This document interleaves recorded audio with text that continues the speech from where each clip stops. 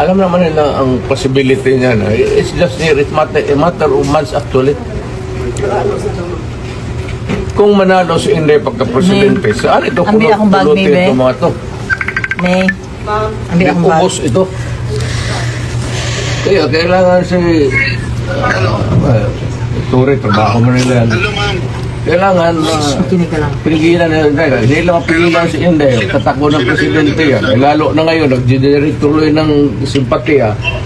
Putang inang mag-plus yan. Pag ilang months na, ibang presidente na naman, saan ito pupulutin itong mga to? Ang problema, katrabaho lang ito, happen to be, ako, naiintindihan ko. Kaya, sinabi ko, this madness has to end. Sino kasama niyo, ma'am? Ano lang kasi is, ang procedure kasi, let me be very frank with you. When you are placed under arrest, you have to submit to the person in authority making the arrest. Then, when you are already arrested and maybe detained, then you have to start the machinery of justice role. You go to the Supreme Court. Pag hindi, ako, Go to the Supreme dumaan ako sa rat, okay na sa akin. Well, nothing to lose na ako. Nothing to lose, absolutely nothing. Hindi ba rin ako sabihin mo kulong ng habang buhay? Wala ako. Inciting to sedition. Hindi inciting to sedition. Inciting to sedition. Crime against humanity. ICC. Kalimutan niya ulit. Sa Hague. We are not signatory to the ICC. That's what they're doing now.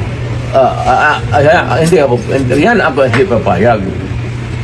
I am a Filipino. You are all Filipino citizens. Ako, pag nagkasala, you prosecute me in Philippine courts with the Filipino judge, the Filipino prosecutor, and magpakulong ako dito sa bayan ko. Kung sakali. They're preparing you to bring you to the Hague. I am sure. I am very sure. I'm a lawyer. Abogado ka man. I am sure the Supreme Court will rebuke them. Maski na hindi tayo magkingi na, the Supreme Court will rebuke them. Tignan mo. Hindi pa bayad ang Supreme Court. Wala tayo extradition treaty.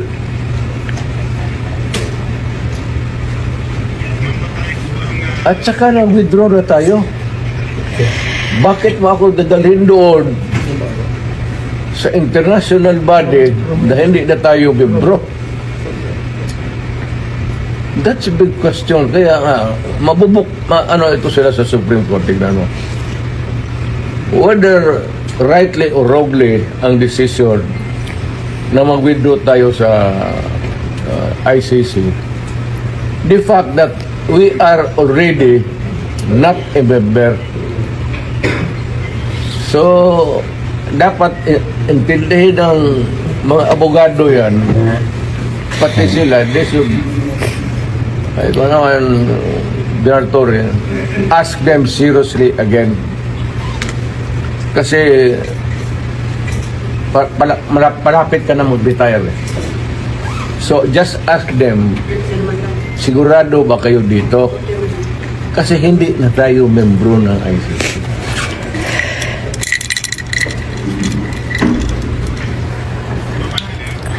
Medisina ko.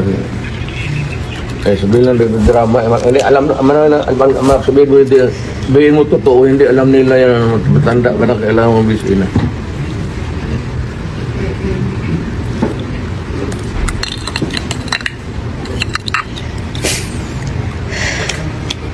sabihin mo sa inyo, sabihin mo sa nagdadala ng kaso dito. Sir, huwagan mo sila, sabihin mo.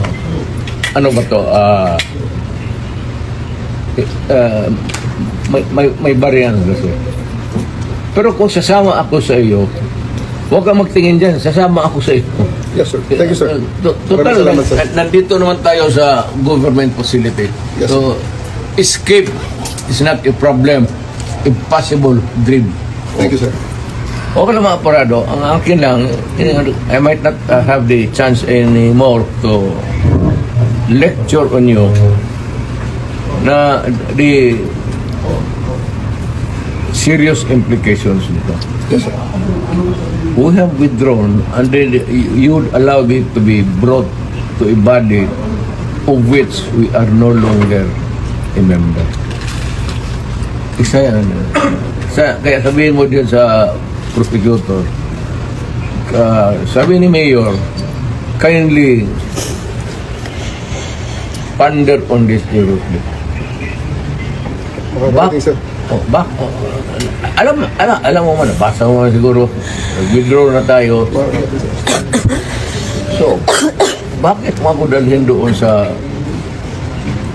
international body na hindi tayo membro? Kung balang araw,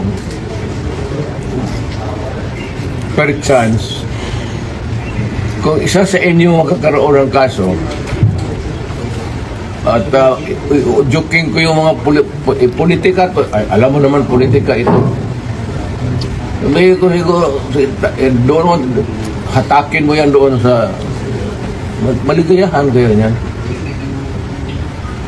I'm reminding you, not because I want to, I'm not berating you actually.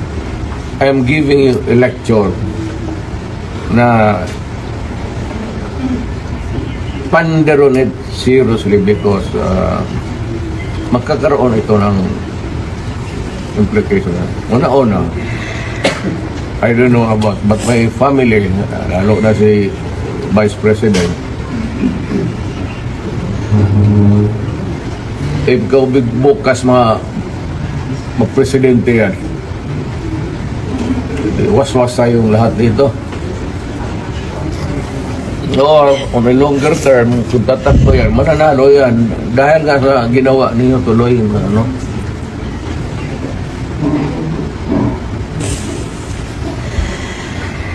Hindi kasi ako ang nakiusap. Kung ako ang kausap mo kanina sabihin ko sa iyo kutsi mo,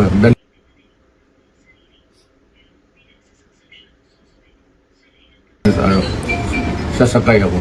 Yes, thank you, sir. And then, sir, may bus tayo, sir, sa labas. Kasama, sir, ang family mo, sir. Hindi ko na, wala. Iiwan ko na. You can have a choice of 3 other companions, sir. Please. Wala. Abogado. Yes, sir. Wala man kayong ano. Wala. What's the worst that, kasi ito rin, what's the worst that they can, Hey, malayo masyado yung Hague. doon ka nga dalahin eh.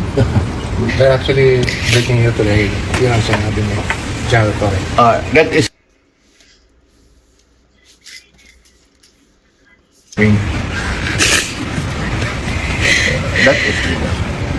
Kidnapping. kidnapping na. Could you just answer that, Mr. President, on the proper forum? Andito naman mga abogado niyo. Okay na sige. Kaya nga, but sabihin mo yung